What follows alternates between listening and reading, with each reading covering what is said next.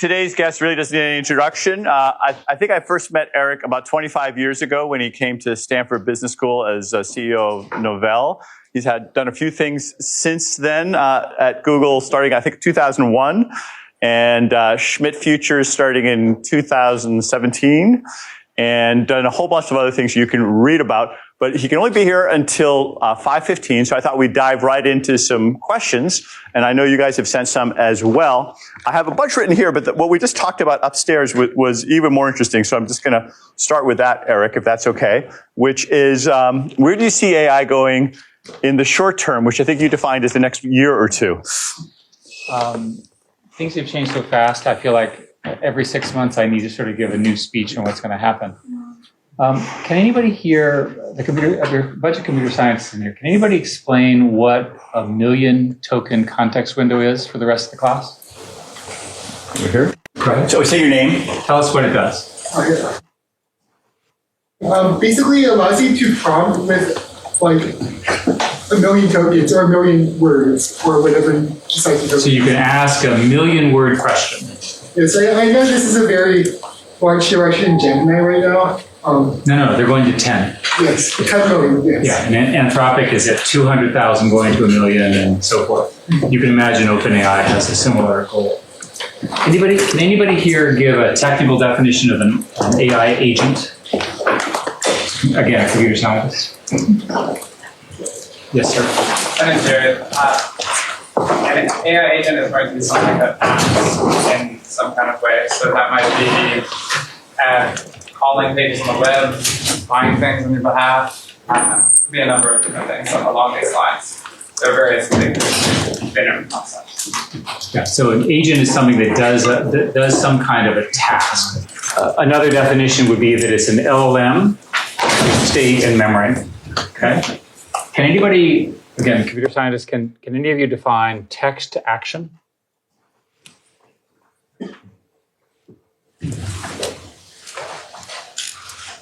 Taking text and turning it into an action. Right here. Go ahead.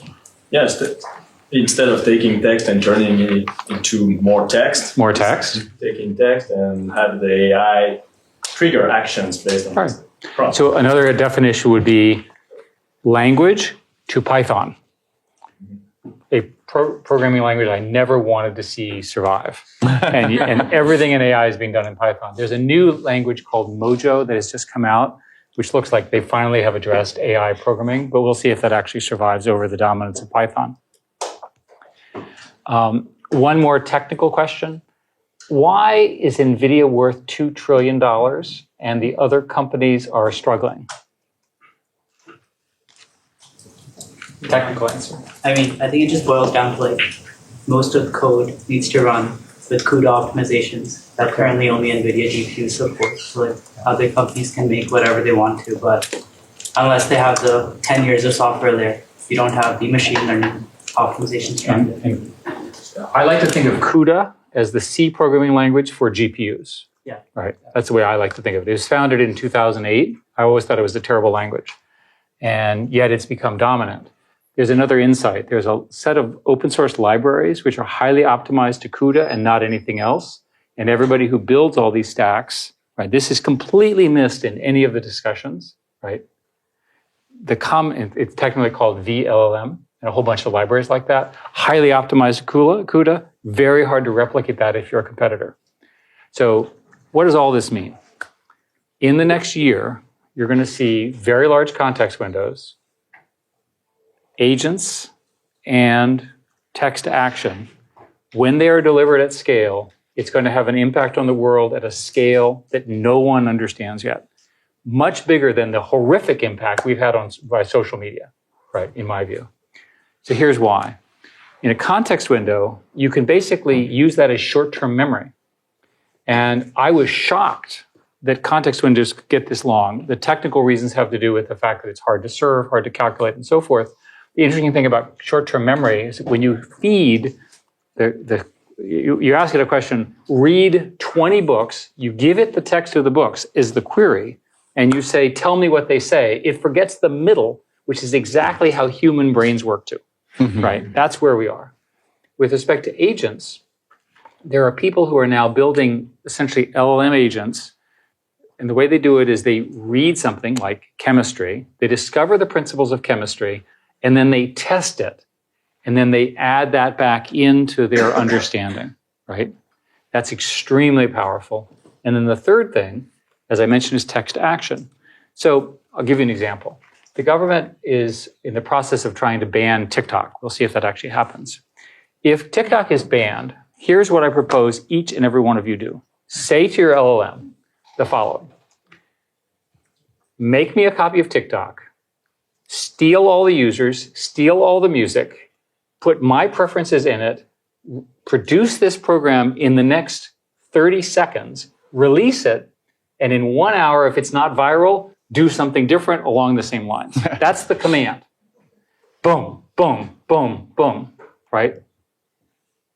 You understand how powerful that is. If you can go from arbitrary language to arbitrary digital command, which is essentially what Python in this scenario is, imagine that each and every human on the planet has their own programmer that actually does what they want, as opposed to the programmers that work for me who don't do what I ask, right?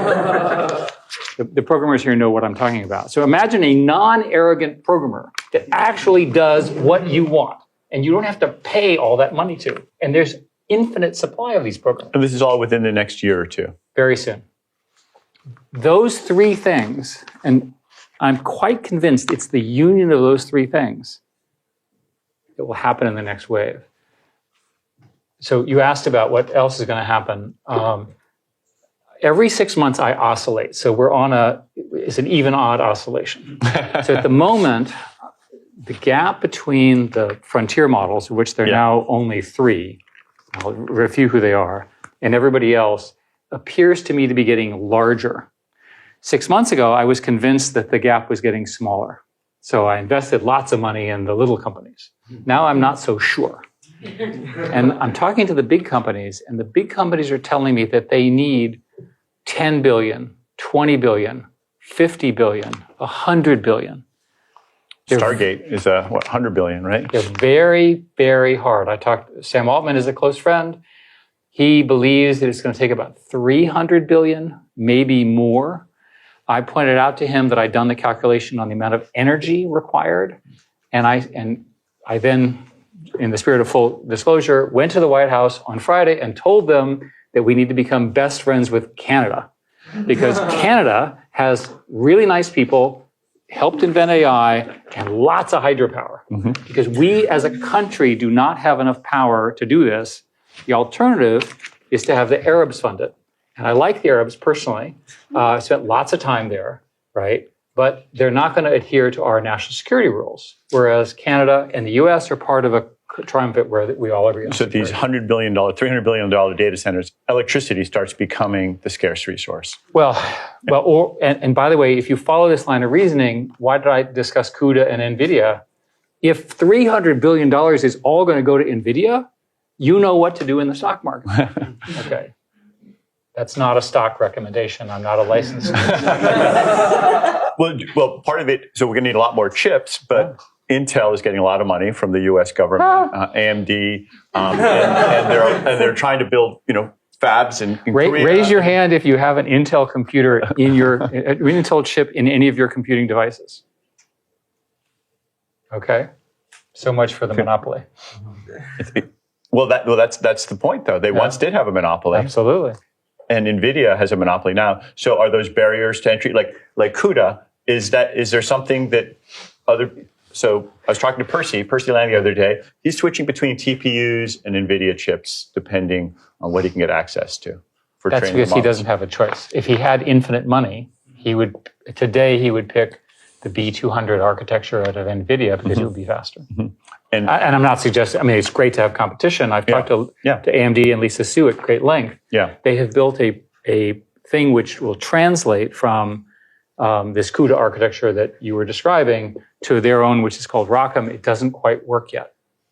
They're working on it. You were at Google for a long time, and they invented the transformer architecture. Peter. It's all Peter's fault. Thanks to brilliant people over there like Peter and Jeff Dean and everyone. but now it doesn't seem like they've kind of lost the initiative to OpenAI, and even the last leaderboard I saw, Anthropic's Claude was at the top of the list. I asked Sundar this; he didn't really give me a very sharp answer. Maybe you have a sharper or a more objective explanation for what's going on there. I'm no longer a Google employee. Yes. In the spirit of full disclosure, Google decided that work-life balance and going home early and working from home was more important than winning. And the reason startups work is because the people work like hell.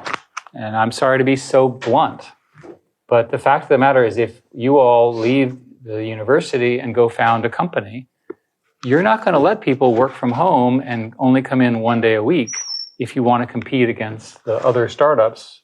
When in the early days of Google, Microsoft was like that. Exactly.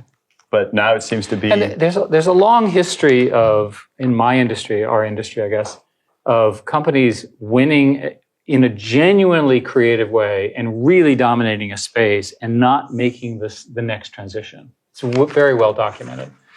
And I think that the truth is founders are special. The founders need to be in charge. The founders are difficult to work with. They push people hard. As much as we can dislike Elon's personal behavior, look at what he gets out of people. Mm-hmm. I had dinner with him, and he was flying. I was in Montana. He was flying that night at 10 p.m. to have a meeting at midnight with X.AI. Right? Think about it. I was in Taiwan, different country, different culture, and they said that, and this is TSMC, who I'm very impressed with, and they have a rule that the starting PhDs coming out of they're good physicists, work in the factory on the basement floor. Now, can you imagine getting American physicists to do that? The PhDs? Highly unlikely. Different work ethic.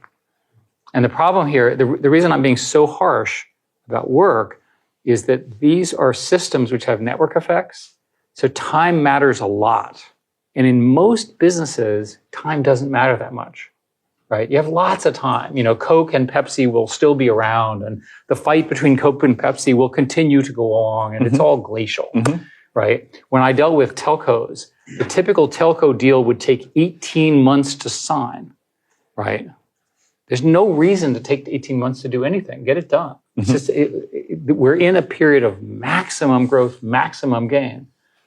So, and also it takes crazy ideas. Like when Microsoft did the OpenAI deal, I thought that was the stupidest idea I'd ever heard. Outsourcing essentially your AI leadership to OpenAI and Sam and his team. I mean, that's insane. Nobody would do that at Microsoft or anywhere else. And yet today, they're on their way to being the most valuable company. They're certainly head-to-head in Apple. Apple does not have a good AI solution. And it looks like they made it work. Yes, sir. In terms of national security or geopolitical interest, how do you think AI is going to play a role or competition with China as well? So I was the chairman of an AI commission that sort of looked at this very carefully. And you can read it. It's about 752 pages. And I'll just summarize it by saying, we're ahead, we need to stay ahead, and we need lots of money to do so. Our customers were the Senate and the House. And out of that came the CHIPS Act and a lot of other stuff like that. A rough scenario is that if you assume the frontier models drive forward and a few of the open source models, it's likely that a very small number of countries can play this game. What are those countries, or who are they? Countries with a lot of money and a lot of talent, strong educational systems, and a willingness to win. The US is one of them. China's another one. How many others are there? Are there any others? I don't know, maybe. But certainly in your lifetimes, the battle between the US and China for knowledge supremacy is going to be the big fight, right? So the US government banned essentially the NVIDIA chips, although they weren't allowed to say that was what they were doing, but they actually did that into China. They have about a 10-year chip advantage. We have a roughly 10-year chip advantage in terms of sub-DUV, that is sub-5 nanometer. 10 years, that long? Roughly 10 years. Wow. And so you're going to have, so an example would be, today we're a couple of years ahead of China. My guess is we'll get a few more years ahead of China, and the Chinese are whopping mad about this. It's like hugely upset about it. So that's a big deal. That was a decision made by the Trump administration and furthered by the Biden administration. Do you find that the administration today and Congress is listening to your advice? Do you think that it's going to make that scale of investment? I mean, obviously the CHIPS Act, but beyond that, building a massive AI system? So as you know, I lead an informal, ad hoc, non-legal group. That's different from illegal. Yes, exactly. Just to be clear, which includes all the usual. I'm on that. Which includes all the usual suspects. Yes. And the usual suspects over the last year came up with the basis of the reasoning that became the Biden administration's AI Act, which is the longest presidential directive in history. You're talking about the Special Competitive Studies Project? No, this is the actual act from the executive office. Yes, okay. And they're busy implementing the details. Mm-hmm. So far, they've got it right. Mm-hmm. And so, for example, one of the debates that we had for the last year has been, how do you detect danger in a system which has learned it, but you don't know what to ask it? Mm-hmm. Okay. So in other words, it's a sort of a core problem. It's learned something bad, but it can't tell you what it learned, and you don't know what to ask it. And there's so many threats, right? Like it learned how to mix chemistry in some new way that you don't know how to ask it. And so people are working hard on that. But we ultimately wrote in our memos to them that there was a threshold which we arbitrarily named as 10 to the 26 flops, which technically is a measure of computation. That above that threshold, you had to report to the government that you were doing this. Mm-hmm. And that's part of the rule. Mm-hmm. The EU, to just make sure they were different, did it at 10 to the 25. Yeah. But it's all kind of close enough. I think all of these distinctions go away because the technology will now, the technical term is called federated training, where basically you can take pieces and union them together. Mm-hmm. So we may not be able to keep people safe from these new threats. Well, rumors are that that's how OpenAI has had to train, partly because of the power consumption. There's no one place where they did. Well, let's talk about a real war that's going on. I know that something you've been very involved in is the Ukraine war, and in particular, I don't know how much you can talk about White Stork and your goal of having $500 drones destroy $5 million tanks. So how's that changing warfare? So I worked for the Secretary of Defense for 7 years and tried to change the way we run our military. I'm not a particularly big fan of the military, but it's very expensive, and I wanted to see if I could be helpful. And I think, in my view, I largely failed. They gave me a medal, so they must give medals to failure or whatever.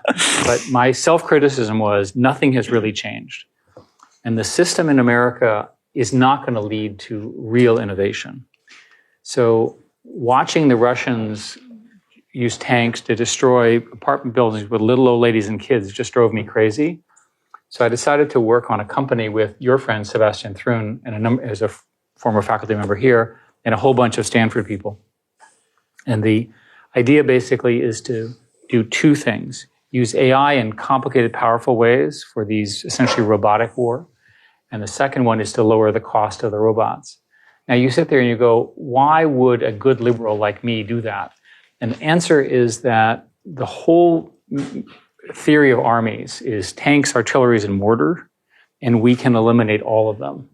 And we can make the penalty for invading a country, at least by land, essentially be impossible. It should eliminate the kind of land battles. Well, this is a really interesting question, is that does it give more of an advantage to defense versus offense? Can you even make that distinction? Because I've been doing this for the last year, I've learned a lot about war that I really did not want to know.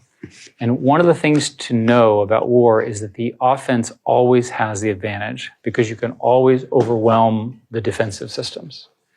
And so you're better off as a strategy of national defense to have a very strong offense that you can use if you need to. And the systems that I and others are building will do that. Because of the way the system works, I am now a licensed arms dealer. So computer scientist, businessman, arms dealer. And I'm sorry to say. Is that a progression? I don't know. I do not recommend this in your career path. I'd stick with AI. And because of the way the laws work, We're doing this privately, and then this is all legal with the support of the governments. It goes straight into the Ukraine, and then they fight the war. And without going into all the details, things are pretty bad. I think if in May or June, if the Russians build up as they are expected to, Ukraine will lose a whole chunk of its territory and will begin the process of losing the whole country.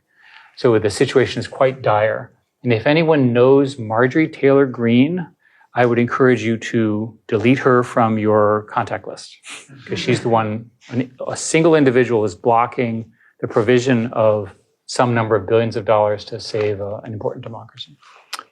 I want to switch to a little bit of a philosophical question. So there was an article that you and Henry Kissinger and Dan Huttenlocher wrote last year about the nature of knowledge and how it's evolving. I had a discussion the other night about this as well. So for most of history, humans sort of had a mystical understanding of the universe, and then there's the scientific revolution and the Enlightenment. And in your article, you argue that now these models are becoming so complicated and difficult to understand that we don't really know what's going on in them. I'll take a quote from Richard Feynman. He says, "What I cannot create, I do not understand." I saw this quote the other day. But now people are creating things they do not, that they can create, but they don't really understand what's inside of them. Is the nature of knowledge changing in a way? Are we going to have to start just taking the word for these models without them being able to explain it to us? The analogy I would offer is to teenagers. If you have a teenager, you know they're human, but you can't quite figure out what they're thinking. But somehow we've managed in society to adapt to the presence of teenagers, right? And they eventually grow out of it. And I'm just serious. So it's probably the case that we're going to have knowledge systems that we cannot fully characterize, but we understand their boundaries, right? We understand the limits of what they can do. And that's probably the best outcome we can get. Do you think we'll understand the limits? We'll get pretty good at it. The consensus of my group that meets on every week is that eventually the way you'll do this, it's called so-called adversarial AI, is that there will actually be companies that you will hire and pay money to break your AI system. Like red team. So it'll be instead of human red teams, which is what they do today, you'll have whole companies and a whole industry of AI systems whose jobs are to break the existing AI systems and find their vulnerabilities, especially the knowledge that they have that we can't figure out. That makes sense to me. It's also a great project for you here at Stanford, because if you have a graduate student who has to figure out how to attack one of these large models and understand what it does, that is a great skill to build the next generation. So it makes sense to me that the two will travel together. All right, let's take some questions from the student. There's one right there in the back. Just say your name. Earlier you mentioned, and this is related to just the comment right now, getting AI that actually does what you want. You just mentioned adversarial AI, and I'm wondering if you could elaborate on that more. So this seems to be, besides, obviously compute will increase and people get more performant models, but is getting them to do what you want issue seems totally unanswered in my view. Well, you have to assume that the current hallucination problems become less, right, as the technology gets better and so forth. I'm not suggesting it goes away.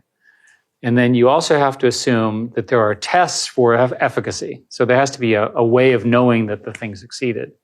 So in the example that I gave of the TikTok competitor, and by the way, I was not arguing that you should illegally steal everybody's music.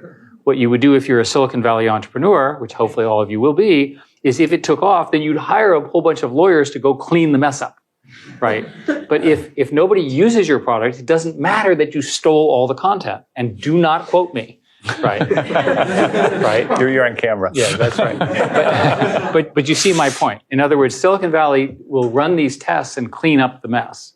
And that's typically how those things are done. So my own view is that you'll see more and more performative systems with even better tests and eventually adversarial tests, and that'll keep it within a box. The technical term is called chain of thought reasoning, and people believe that in the next few years, you'll be able to generate 1,000 steps of chain of thought reasoning, right? Do this, do this. It's like building recipes, right? That the recipes, you can run the recipe and you can actually test that it produced the correct outcome. And that's how the system will work. Yes, sir? I was going to ask you, my name is Brandon. Thank you so much for coming here. In general, you seem super positive about the potential for AI's progress. And I'm curious, like, what do you think is going to drive that? Is it just more compute? Is it more data? Is it fundamental architectural shifts? Yes, to All everything. three? The amounts of money being thrown around are mind-boggling. And I essentially invest in everything because I can't figure out who's going to win. And the amounts of money that are following me are so large. I think some of it is because the early money's been made and the big money people who don't know what they're doing have to have an AI component. And everything is now an AI investment, so they can't tell the difference. I define AI as learning systems, systems that actually learn. So I think that's one of them. The second is that there are very sophisticated new algorithms that are sort of post-transformers. My friend, my collaborator for a long time, has invented a new non-transformer architecture. There's a group that I'm funding in Paris that claims to have done the same thing. So there's enormous invention there, a lot of things at Stanford. And the final thing is that there is a belief in the market that the invention of intelligence has infinite return. So let's say you put $50 billion of capital into a company. You have to make an awful lot of money from intelligence to pay that back. So it's probably the case that we'll go through some huge investment bubble and then it'll sort itself out. That's always been true in the past, and it's likely to be true here. And what you said earlier was you think that the leaders are pulling away from the rest. Right now. And this is a really, the question is roughly the following. There's a company called Mistral in France. They've done a really good job.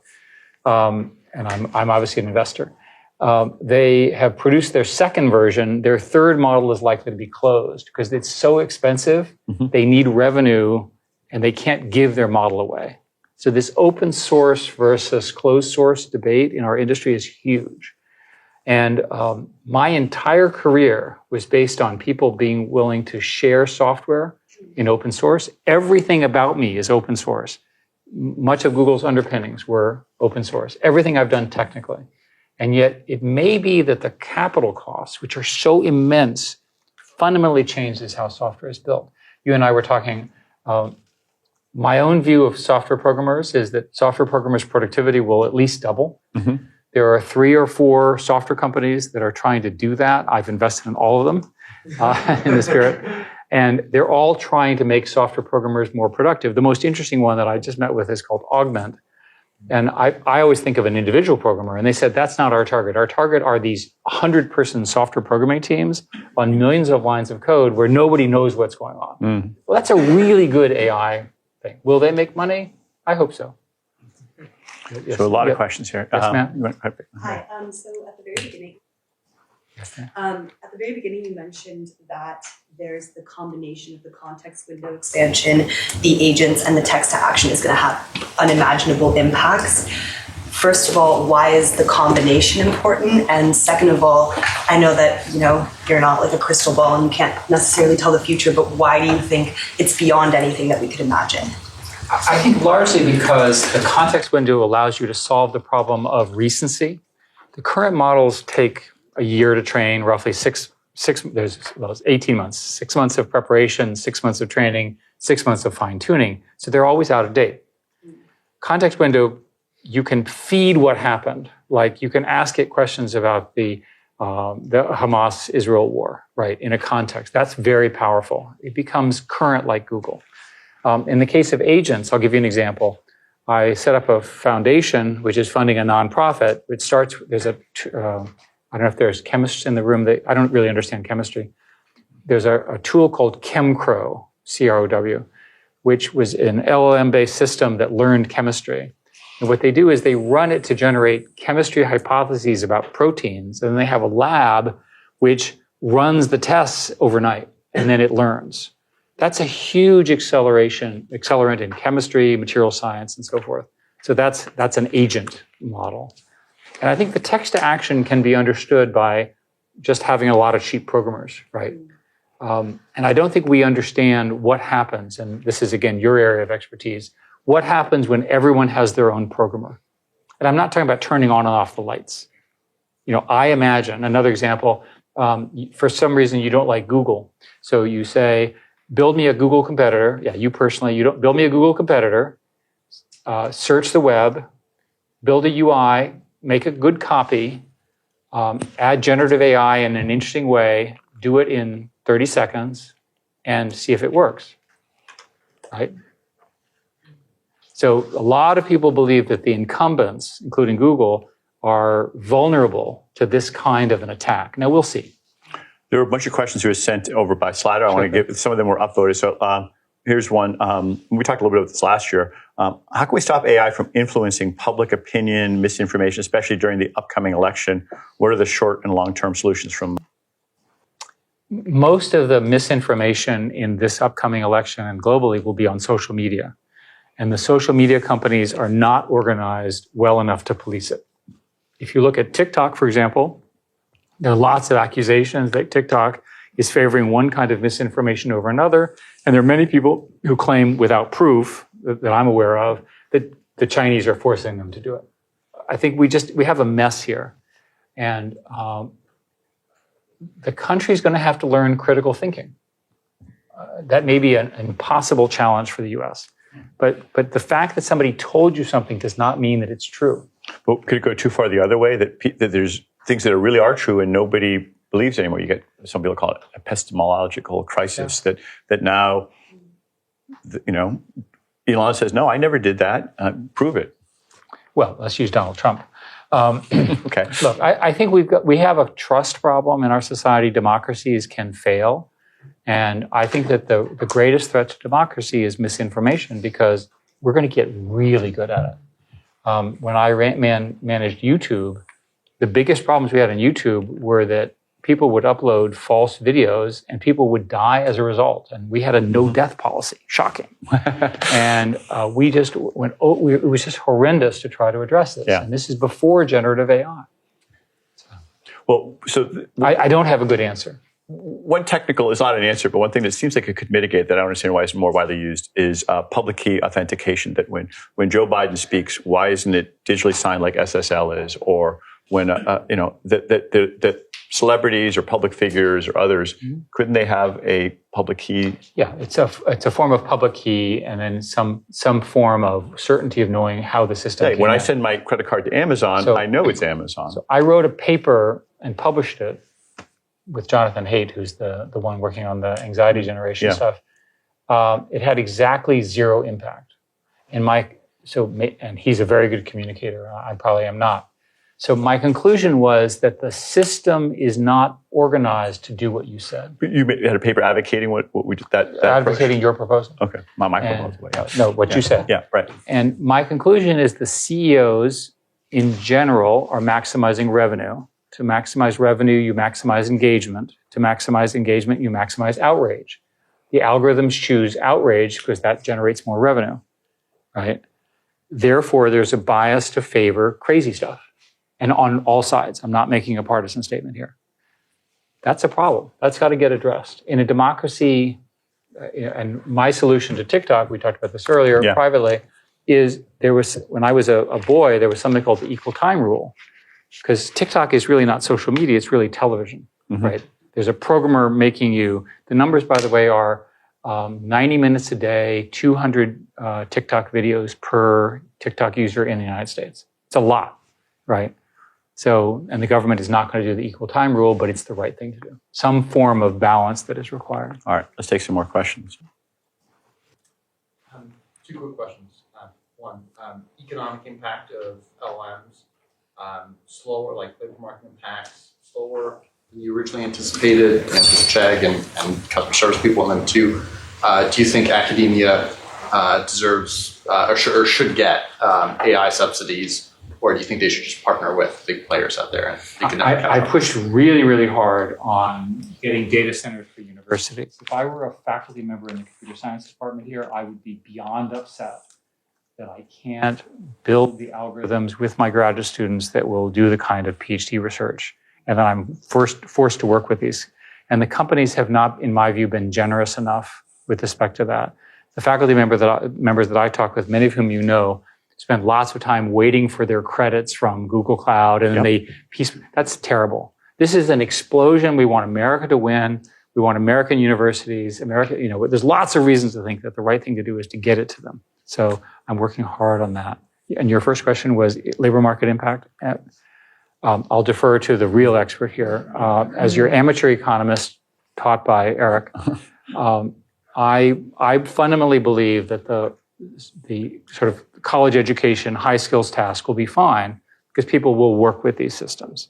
I think the systems is no different from any other technology wave. The dangerous jobs and the jobs which require very little human judgment will get replaced. We got about 5 minutes left, so let's go really quick with some questions. I'll let you pick them, Eric. Yes, ma'am. Hi. I'm really curious about the text to action and its impact on, for example, computer science education. I'm wondering what you have thoughts on like how CS education should transform to kind of meet the age. Well, I'm assuming that computer scientists as a group in undergraduate school will always have a programmer buddy with them. So when you learn your first for loop and so forth and so on, you'll have a tool that will be your natural partner. And that's how the teaching will go on. That the professor, he or she will talk about the concepts, but you'll engage with it that way. And that's my guess. Yes, ma'am, behind you. Yeah, can you talk more about the non-transformer architectures that you're excited about? I think one that's been talked about is like state models, but then now with longer context lines, I feel like they'd be actually a little bit more. So I was curious what you're seeing in space. I don't understand the math well enough. I'm really pleased that we have produced jobs for mathematicians because the math here is so complicated, but basically they are different ways of doing gradient descent, matrix multiply, faster and better. And transformers, as you know, is a sort of systematic way of multiplying at the same time. That's the way I think about it. And it's similar to that, but different math. Let's see, over here, yes, sir, go ahead. Yeah, you. You mentioned in your paper on national security that you have China and the US and the upper quadrant on capabilities today. The next 10 and that next cluster down are all either US allies or teed up nicely to the US allies. I'm curious what your take is on those 10. They're sort of in like the middle, that aren't formally allies. What is stuff? How likely are they to get on board with securing our superiority down the line, and what would hold them back from wanting to get on board? The most interesting country is India, because the top AI people come from India to the US, and we should let India keep some of its top talent. Not all of them, but some of them. And they don't have the kind of training facilities and programs that we so richly have here. To me, India is the big swing state in that regard. China's lost. It's not going to come back. They're not going to change the regime as much as people wish them to do. Japan and Korea are clearly in our camp. Taiwan is a fantastic country whose software is terrible, so that's not going to work. Amazing hardware. And in the rest of the world, there are not a lot of other good choices that are big. Europe is screwed up because of Brussels. It's not a new fact. I spent 10 years fighting them, and I worked really hard to get them to fix the EU Act, and they still have all the restrictions that make it very difficult to do our kind of research in Europe. My French friends have spent all their time battling Brussels, and Macron, who's a personal friend, is fighting hard for this. And so France, I think, has a chance. I don't see Germany coming, and the rest is not big enough. Go ahead. Yes, ma'am. So I know you're an engineer by training, like you've built a compiler. Given the capabilities that you envision these models having, should we still spend time learning to code? Yeah, because ultimately it's the old thing of why do you study English? If you can speak English, you get better at it, right? You really do need to understand how these systems work, and I feel very strongly. Yes, sir? Yeah, I'm curious if you've explored the distributed setting, and I'm asking because sure, like making a large cluster is difficult, but MacBooks are powerful. There's a lot of small machines across the world. So like, do you think like folding at home or a similar idea works for training AI systems? Yeah, we've looked very hard at this. So the way the algorithms work is you have a very large matrix and you have essentially a multiplication function. So think of it as going back and forth and back and forth. And these systems are completely limited by the speed of memory to CPU or GPU. And in fact, the next iteration of NVIDIA chips has combined all those functions into one chip. The chips are now so big that they glue them all together, And in fact, the package is so sensitive that the package is put together in a clean room as well as the chip itself. So the answer looks like supercomputers and speed of light, especially memory interconnect, really dominated. So I think unlikely for a while. Is there a way to segment the LLM? Like, so Jeff Dean last year when he spoke here talked about having these different parts of it that you would train separately and then kind of federate them. In order to do that, you'd have to have 10 million such things, and then the way you would ask the questions would be too slow. He's talking about 8 or 10 or 12. Yeah. So not down to the level of not at his level. Yeah. Let's see in the back. Yes, way back. I know, like after ChatGPT was released, the New York Times sued OpenAI for using their works for training. Where do you think that's going to go and what that means for data privacy? I used to do a lot of work on the music licensing stuff. And what I learned was that in the 60s, there was a series of lawsuits that resulted in an agreement where you get a stipulated royalty whenever your song is played. Even they don't even know who you are. It's just paid into a bank. And my guess is it'll be the same thing. There'll be lots of lawsuits and there'll be some kind of stipulated agreement, which will just say you have to pay X% of whatever revenue you have in order to use that. ASCAP, BMI. ASCAP, BMI. Look them up. It will seem very old to you, but I think that's how it will ultimately. Yes, sir. Yeah, it seems like there's a few players that are dominating AI, right, and they'll continue to dominate, and they seem to overlap with the large companies that all the antitrust regulation is kind of focused on. How do you see those two trends kind of, do you see regulators breaking up these companies, and how will that affect So in my career, I helped Microsoft get broken up, and it wasn't broken up.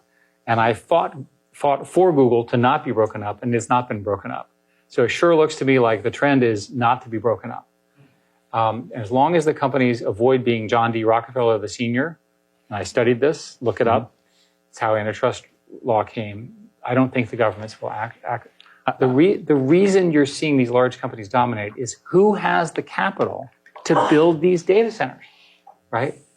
Right. So my friend Reed and my friend Mustafa. He's coming next week. Reed, 2 weeks from now. Have Reed talk to you about the decision that they made to take Inflection and essentially piece part it into Microsoft. Basically, they decided they couldn't raise the tens of billions of dollars. Is that number public that you mentioned earlier? No. Okay. Have Reed give you. Maybe Reed can say it. I know you got to go. I don't want to hold you. I want to leave with. Should we do one? This gentleman. I also have a question for you. One more. Yeah, go ahead. Thank you so much. Thank you so much. I'll make it quick. I was wondering where all of this is going to leave countries who are non-participants in development of frontier models and access to compute, for example. The rich get richer, and the poor do the best they can. They'll have to. The fact of the matter is, this is a rich country's game, right? Huge capital, lots of technically strong people, strong government support, right? There are 2 examples. There are lots of other countries that have all sorts of problems. They don't have those resources. They'll have to find a partner. They'll have to join with somebody else, something like that. I want to leave it because I think the last time we met you were at a hackathon at AGI House, and I know you spend a lot of time helping like young people as they create a lot of wealth, and you spoke very passionately about wanting to do that. Do you have any advice for folks here as they're writing their business plans for this class, or policy proposals or research proposals? At this stage of the careers going forward. Well, I teach a class in the business school on this, so you should come to my class. I am struck by the speed with which you can build demonstrations of new ideas. So in one of the hackathons I did, the winning team, the command was fly the drone between 2 towers, and it was given a virtual drone space. And it figured out how to fly the drone, what the word between meant, generated the code in Python, and flew the drone in the simulator through the tower. It would have taken a week or 2 from good professional programmers to do that. I'm telling you that the ability to prototype quickly really, part of the problem with being an entrepreneur is everything happens faster. Well, now, if you can't get your prototype built in a day using these various tools, you need to think about that, right? Because that's who your competitor is doing. So I guess my biggest advice is when you start thinking about a company, it's fine to write a business plan. In fact, you should ask the computer to write your business plan for you, as long as that's legal. I should talk about that after you leave. But I think it's very important to prototype your idea using these tools as quickly as you can, because you can be sure there's another person doing exactly that same thing in another company, in another university, in a place that you've never been. All right. Well, thank you all. I'm going to rush off. Thank you. Okay, thank you. So actually, let me pick up on that very last point, because I don't think I talked about in the first class about using LLMs, which is encouraged, welcome in this class for the assignments, but it has to get to full disclosure. So when you use them, whether it's for the weekly assignments or for the final project or whatever, just like you would if you asked your friendly uncle or classmate or anybody else and give you advice, you should do that. Or if you have notes that you include in there. So what I thought I'd do is I wanted to talk a little bit about AIs as a GPT and what that means in terms of business and implications. But before we do that, I just want to see if there are any questions you want to pick up on things that Eric brought up that I'll try and channel some of his thoughts and we can talk about the things that came up and then we can move on. Yeah, go ahead. One of the questions I want to ask is in relation to regulation. If the goal is to maintain supremacy, how do you create the right incentives so that everyone, allies and non-allies, are motivated to follow it? And you mean among companies that are competing with each other? Companies or in countries. Countries. The US and the EU, and it doesn't just become sort of a ham or obstruct kind of development for the ones that choose to follow the regulation. It's super tricky. It's there's a book, Co-opetition, that Mary Nailbuff wrote about this, because there are definitely places where regulation can help companies and help an industry survive. So regulation doesn't necessarily slow things. I mean, standards are a good example, and having that clarified can make it easier for companies to compete. So I've talked to a lot of the executives of these companies, and there are places where they wish there was some common standards. And sometimes there's a bit of a race to the bottom as well, and some of the dangerous things. One of the other reasons that the folks at Google say that they didn't move as fast is they felt like these LMs could be, misused or dangerous, but their hand was sort of forced. And sometimes, and I was talking to some folks at one of the other big companies, and they said, we weren't going to release this feature, but now competitors are doing it, so we're going to have to release it as well. So this is where regulation, there's might be some interest in coordinating on regulation, but it's also obviously the more obvious thing is that it is used to hinder competition. And a lot of people, for instance, think that the reasons that some of the big companies are very opposed to some of open source and making things more widely open source is they want to slow down competitors. So there's both of those things going on. Yeah, quick question over there. Yep. Yeah, I guess I just want to follow up on Lynn's comment about, should we still learn to code? Like, should we still study English? Are those going to be useful? And Eric's reply of yes, college-educated, high-skilled jobs or tasks are still going to be safe, but everything else that's in require human judgment might not be. That's kind of in tension with. I think we could talk. Maybe we'll talk some more about that in a few minutes. But it is interesting to think about where the AI systems sort of just replace what people are doing versus they complement them. And in coding right now, it appears that they're not actually that helpful for the really best coders. They're very helpful for moderately good coders. But if you don't know anything at all about coding, they're not helpful either. So it's kind of an inverted U. And you can see why that would be the case, that if you don't even understand the code that they generate right now is often buggy or it isn't exactly right. So if you can't even interpret and understand what's going on, you can't use it very effectively.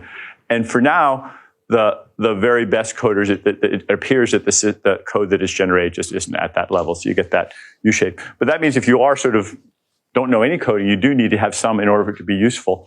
And I think that's true for a lot of applications right now, that you have to have some basic understanding in order to get the most of it. I think it's an interesting open question if that's sort of always going to be the case.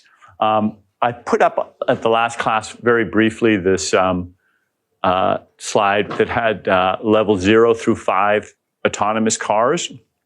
And one of the things that actually we can talk about now is I'm trying to sort through is, what if you took that paradigm and you applied it to all tasks in the economy?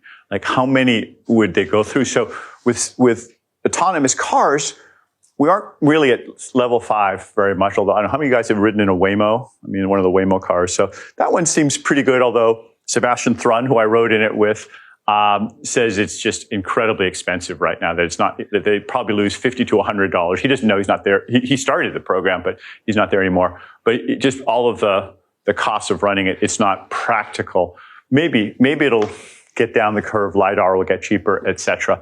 But we have a lot of sort of autonomous cars at level 2, 3, even 4, arguably, where humans are still involved. And you see a lot of other tasks like coding. I just talked about that. On the other hand, chess, that slide, or the slide before it, I talked about what's sometimes called advanced chess or freestyle chess. When Garry Kasparov, after he lost to Deep Blue in 1998, 97, he started this set of competitions where humans and machines could work together. And for a long time, when I gave my TED Talk, it was true, in my TED Talk in 2013, it was true at that time that a human working with a machine could beat Deep Blue or any chess computer. And so the very best chess playing entities were these combinations. That's not true anymore. AlphaZero and other, programs like that, they would get nothing from a human contributing. It'd just be like kind of an annoyance to the chess machine. So that went through, level 0, machines not being able to do anything, through a period where they work together, to a period where it's fully autonomous, in a span of, 20 years or so.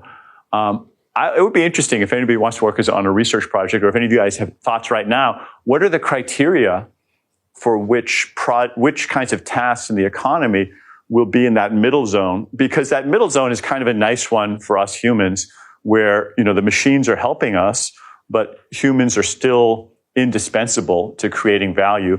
And that's a zone where you can have higher productivity, more wealth and performance, but also more likely to have shared prosperity, because labor is sort of inherently distributed, whereas technology and capital, as Eric was just saying, potentially could be very concentrated. Do you have a thought on that? Yeah, well, I was just going to ask kind of a related question. He was saying also that we have a 10-year chip manufacturing advantage. Yeah, I was surprised about that. Yeah, and I think what was interesting, to me as a labor economist, is that was really a green flag I've seen in literature and news, that okay, if we're onshoring all of this chip manufacturing, isn't that going to create some sort of resurgence in blue-collar jobs? And I wondered if you had any thoughts about intelligent robotic models or human labor. Well, I don't think it's going to be much of a, how many of you guys have visited a chip fab? Anybody? You guys, a few of you have. How many workers were in that fab? I was at TSMC, they let you go in, so I don't know. Yeah,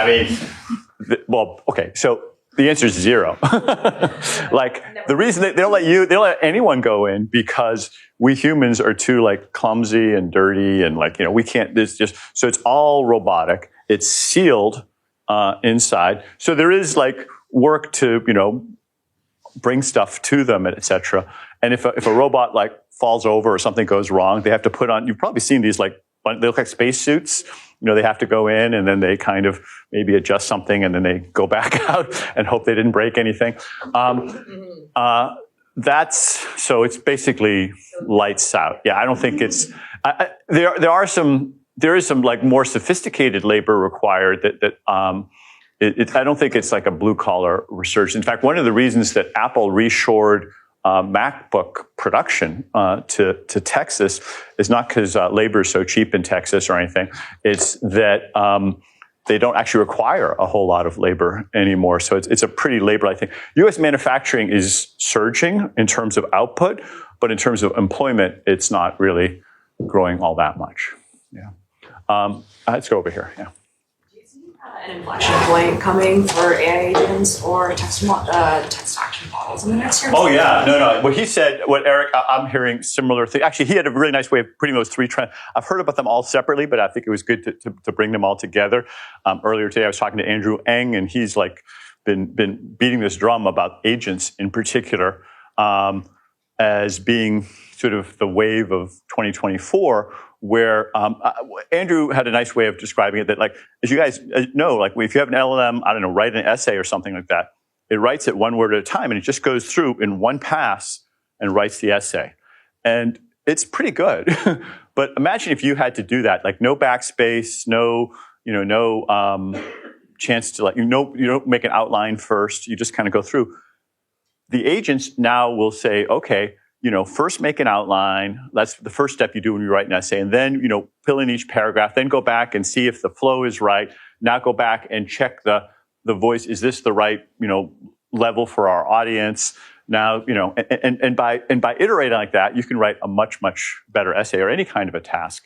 This is a real revolution. There's all sorts of things you can just do much better if you do that. Then the thing about the context windows is also really important.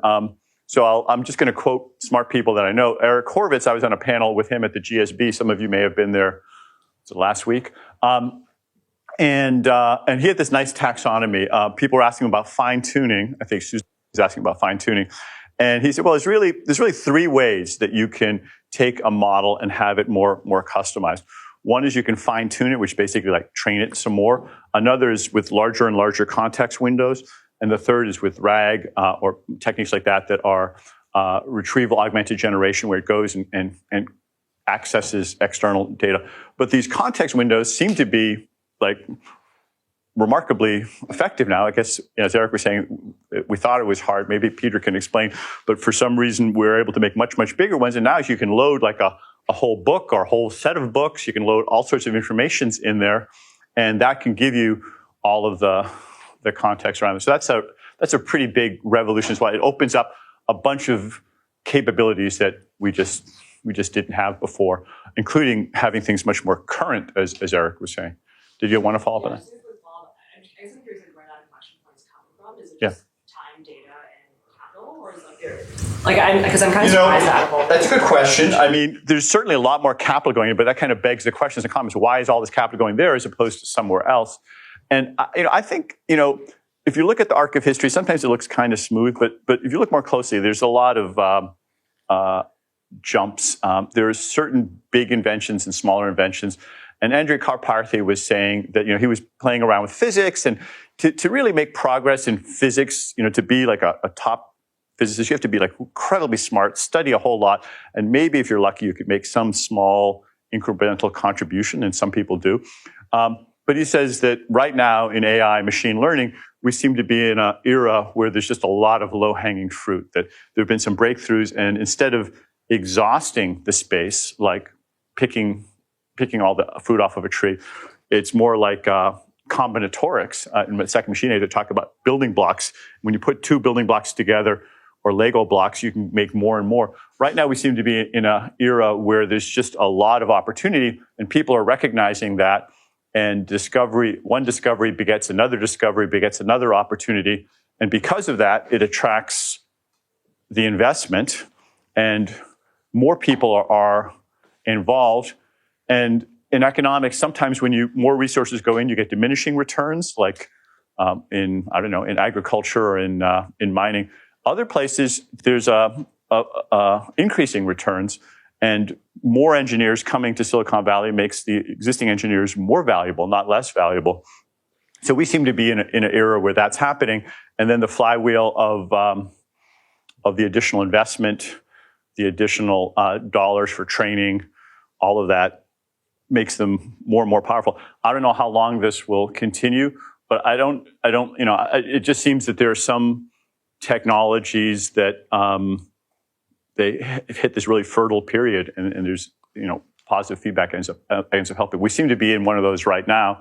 So people who are trained in getting in the field are making contributions that are often quite significant in a faster time than they might have in some other fields.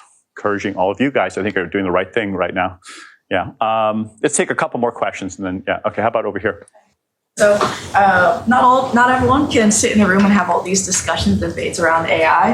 And so I'd like to get your thoughts on AI literacy for non-technical stakeholders, whether they're policymakers that have to make it in somewhat informed judgment, or the general public, like using tech. How do you think about explaining technical basics versus discussing abstract implications that don't necessarily have the right answer? Well, that's a hard one. I have to say, there's been a sea change recently in terms of how much people in Congress and elsewhere are paying more attention to this topic. It used to be not something that they were interested in. Now everyone's trying to understand it a little bit better. And I think that there are a lot of margins where people can make contributions. They can make contributions in the technical side. But if anything, I mean, my bet is that the business and economic side is where the bigger bottleneck is right now.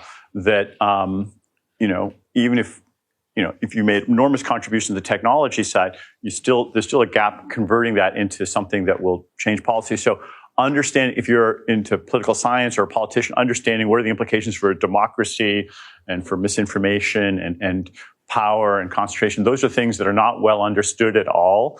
I don't know that a computer scientist is necessarily the right person to try to understand that, but understanding enough about the technology so you know what might be possible, and then thinking through what are the dynamics, like Henry Kissinger was doing with Eric Schmidt in his book. If you're an economist, thinking through the labor market implications, the implications for concentration, the implications for inequality, jobs, the implications for productivity and what drives productivity. Those are things that are very ripe right now. And you could go through lots of different fields where there's, understanding well enough what the technology might be capable of, but then thinking through the implications. That's, I think, where some of the biggest payoffs are. I mean, let me give you a little bit more of a concrete example, and this was something I was going to talk about last week. Electricity was also a general purpose technology, and general purpose technologies have this characteristic that they're powerful in and of themselves, but one of the real powers of general purpose technologies, GPTs, as I was saying, is that they give complementary, they ignite complementary innovations. So, electricity, light bulbs and computers and electric motors give you compressors and refrigerators and air conditioning. You can just kind of have a whole cascade of additional innovations from this one innovation. And most of the value comes from these complementary innovations. One thing people don't appreciate enough is that some of the most important complementary innovations are organizational and human capital complementarities. So with electricity, when they first introduced electricity into factories, Paul David here at Stanford studied what happened to those factories, and surprisingly, not much. The factories, when they started electrifying, they were not significantly more productive than the previous factories that were powered by steam engines. He's like, well, that's kind of weird because it seems like a pretty important technology. Is it just a fad? Oh, obviously not. The factories before electricity were powered by steam engines. They typically had a big steam engine in the middle and then crankshafts and pulleys that powered all the equipment. And it was all distributed, but you tried to have it as close to the steam engine as possible because if you make the crankshaft too long, it would break the torsion. When they introduced electricity, he found that in factory after factory, they would pull out the steam engine and they would get the biggest electric motor they could find and put it where the steam engine used to be and fire it up. But, it didn't really change production a whole lot. You can see that that's not a big deal. So then they started building entirely new factories from scratch in a new location. What did those look like? Just like the old ones. They would take the same model. Some engineer would make a blueprint, maybe make a big X where the steam engine says, no, put electric motor here, and they'd go and build a fresh factory. Again, not a big improvement in productivity. It took about 30 years before you started seeing a fundamentally different kind of factory, where instead of having the central power source, a big one in the middle, you had distributed power because electric motors, as you guys know, you can make them big, you can make them medium, you can make them really, really small. You can have them all connected in different ways. So they started having each piece of equipment have a separate motor instead of one big one. They called it unit drive instead of group drive. And I went and read the books in Baker Library at Harvard Business School from like 1914, and it was like this whole debate about unit drive versus group drive. Well, when they started doing that, then they had a new layout of factories where it was typically on a single story, where the machinery was not based on how much power it needed, but based on something else, the flow of materials. And you started having these assembly line systems. That led to a huge improvement in productivity, like a doubling of productivity or tripling in some cases. So the lesson is not that electricity was a fad or a dud and was overhyped. Electricity was a fundamentally valuable technology, but it wasn't until they had that process innovation, that organizational innovation of rethinking how to do production, that you got the big payoff. There's a lot of stories like that. I only told you one of them. We don't have that much time, so I'll tell you the other ones. But in some of my books and articles, if you look at the steam engine and others, you had similar generational lags, decades before people realized that this technology could allow you to do something completely different than you used to do. I think AI is a bit like that in some ways, that there's going to be a lot of organizational innovation. There's going to be new business models, new ways of organizing an economy that we hadn't thought of before. Right now, people are mostly just retrofitting. I could go through a whole nother set of skill changes that are complementary. I don't know what they all are. You have to be creative to think about them, but that's what the gap is. In the case of early computers, it was literally, it's literally like 10 times more investment in organizational capital and human capital if you look at the size of the investments to the hardware and software. So that's very big. That said, I'm open to adjusting my thoughts on this a bit, because ChatGPT and some of the other tools, they have been adopted very quickly, and they have much more quickly been able to change things, in part because you don't need to learn Python to the same degree. You can do a lot of things just in English, or, and you can get a lot of value just by putting them on top of the existing organization. So some of it's happening faster. And in some of the papers that you may have read for the readings here, we had like 15, 20, 30% productivity gains pretty quickly. But my suspicion is that they'll be even bigger once people figure out these complementary innovations. And so that's a long way of answering your question about, it's not just the technical skills, it's figuring out all the other stuff, all the ways of rethinking things. So those of you who are at the business school or in economics, there's a lot of opportunity there to rethink your areas now that you've been given this amazing set of technologies. Yeah, question. Yeah. It seems like you're expressing more caution than Eric was with regard to the speed of transformation. Am I correct in? Well, so I would make a distinction between two things. I'll defer to him and others on the technology side. We're going to hear from several other folks, and there are people who are equally optimistic as him, or even more optimistic on the technology side. There's also people who are less optimistic. But technology alone is not enough to create productivity. So you can have an amazing technology, and then for various reasons, maybe people just don't figure out an effective way to use it. Another is it may be regulatory things. I mean, some of my computer science colleagues developed better radiology systems for reading medical images. They weren't adopted because of cultural, people just didn't want them. They didn't want, and there are safety reasons. When I did an analysis of which tasks AI could help the most and which professions were most affected, I was surprised that airline pilots was kind of near the top. But I think that a lot of people would not feel comfortable not having the pilot go down with you. so they sort of, you want to have the human in there. So there are a lot of different things that might slow it down significantly. And I think that's something we need to be conscious of. And if we could address those bottlenecks, that would probably do more for productivity than just working on the technology alone. Yeah, question.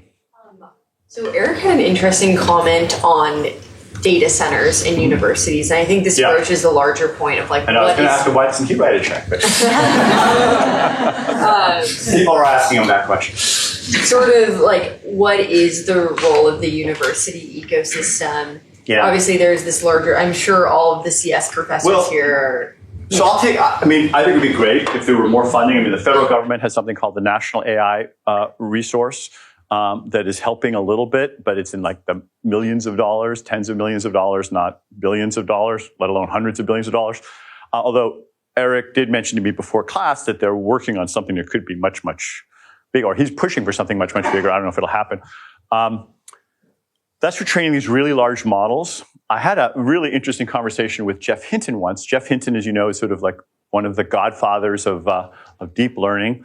And I asked him what kind of hardware he found most useful for doing his work.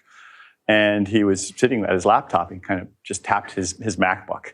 And it just reminded me there's a whole nother set of research that maybe universities have a competitive advantage in, which is not training $100 billion models, but it's innovating new algorithms like whatever comes after transformers. And there's a lot of other ways that people can make contributions. So maybe there's a little bit of a division of labor. I'm all for and support my colleagues asking for more budgets for GPUs, but that's not always where academics can make the biggest contributions. Some of it comes from ideas and new ways of, different perspective about thinking about things, new approaches. And that's likely where we have an advantage. I had dinner with Sendhil Mullainathan last week. He just moved from Chicago to MIT. And he was a researcher. We were talking about what is the comparative advantage of universities. And he made the case, patience is one of them, that there are people at universities who are working on very long-term projects. There's people working on fusion. They've been working on fusion for a long time, not because they're going to get, a lot of money this year or 10 years from now, probably from building a fusion plant, or even 20 years. I don't know how long it is for fusion. But, it's just something that people are willing to work on, even if the timelines are a little further. It's harder for companies to afford to have those kinds of timelines. So there's a comparative advantage or division of labor in terms of what universities might be able to do. We have just a couple minutes left. This is kind of fun. So we'll just do 1 or 2 more questions, and then I want to talk a little bit about the projects. Yeah, go ahead. Yeah, I'm Kevin. I was wondering about the emerging capabilities of AI that we were discussing. Yeah. It seemed that Eric was leaning more towards the architectural differences and designing better models versus last class we talked about Moore's law instead. So I wonder how you sort of Well, he said all three. So you guys remember the scaling laws? It had like 3 parts to it. I think I put the scaling law that like Dario and team. So there's more compute, more data, and algorithmic improvements, including more parameters. And all 3 of them, I think I heard Eric say all 3 of them were important, but not to be dismissed. This last one, like new architectures, all 3 of them, I think, are being important. So I think there was a question in there, though, also. Was it? So, like, how much closer are we to like an AGI type system with these larger language models? And is that going to So Eric doesn't think we're like that close to AGI type systems, although I don't think it's like a sharp definition. In fact, that was one of the I was going to ask him that question, but we ran out of time. It would have been good to hear him describe it. But when I was talking to him, it's just not that sharply a defined thing. In some ways, AGI is already here. Peter Norvig wrote an article called "AGI is Already Here." I don't know if it's in the reading packet. I think if it's not, I'll put it in there. It's a fun little article with Blaise E. Arca, Gary E. Arca, and a lot of the things that 20 years ago people would have said, "This is what AGI is." That's kind of what LLMs are doing. Not as well, maybe, but it's sort of solving problems in a more general way. On the other hand, there's obviously many things they do much worse than humans currently. Ironically, physical tasks are one of the ones that humans have a comparative advantage in right now. And there's something you guys may know of Moravec's paradox. Hans Moravec pointed out that often the kinds of things that a 3-year-old or a 4-year-old can do, like buttoning a shirt or walking upstairs, are very hard to get a machine to be able to do. Whereas a lot of things that a lot of PhDs have trouble doing, like solving convex optimization problems, are things that machines are often quite good at. So it's not quite things that are easy for humans and hard for computers, and other things that are hard for humans and easy for computers. They're not like the same scale. And next week we have Mira Murati, Chief Technology Officer of OpenAI, briefly the CEO of OpenAI. And so come with your questions for her. We'll see you.